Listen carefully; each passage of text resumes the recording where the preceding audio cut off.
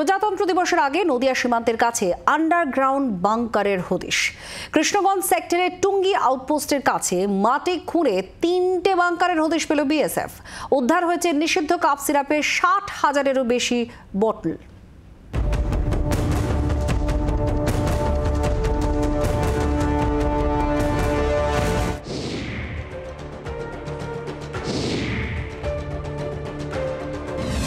রবিবার ৭৬তম প্রজাতন্ত্র দিবস।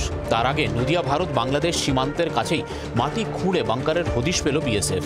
শুক্রবার কৃষ্ণনগর সেক্টরের টুঙ্গি আউটপোস্টের কাছে আন্ডারগ্রাউন্ড বাংকারের হদিশ পাওয়া যায়। গোপন সূত্রে খবর পেয়ে এদিন সীমান্ত লাগোয়া গ্রামে হানা দেয় বিএসএফ। সঙ্গে ছিল স্থানীয় কৃষ্ণগঞ্জ থানার পুলিশও। মাটি খুঁড়তেই দেখা মেলে বাংকারের। একটি নয়, দুটিও নয়, তিনটি বাংকার। বাংকারগুলির ভিতর থেকে মেলে নিষিদ্ধ কাফ সিরাপের 60,000-এরও বেশি বোতল। বস্তাবস্তি করে রাখা হয়েছিল বোতলগুলি।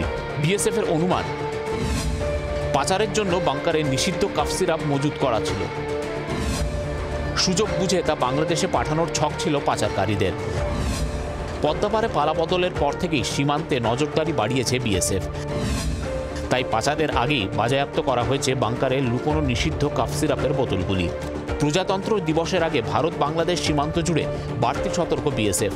বৃহস্পতিবার সন্ধে জারি করা বিজ্ঞপ্তিতে 23 থেকে 31 জানুয়ারি পর্যন্ত সীমান্তরক্ষী বাহিনীকে সতর্কতা অবলম্বনের নির্দেশ দিয়েছেন ইস্টার্ন কমান্ডের এডিজি ও স্পেশাল ডিজি রবি গান্ধী।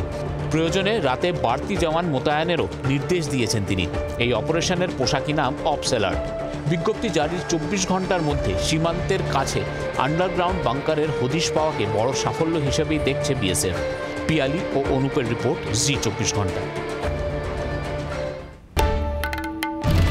বাংলার আওয়াজ, বাঙালির আবেগ, জি 24 ঘন্টা।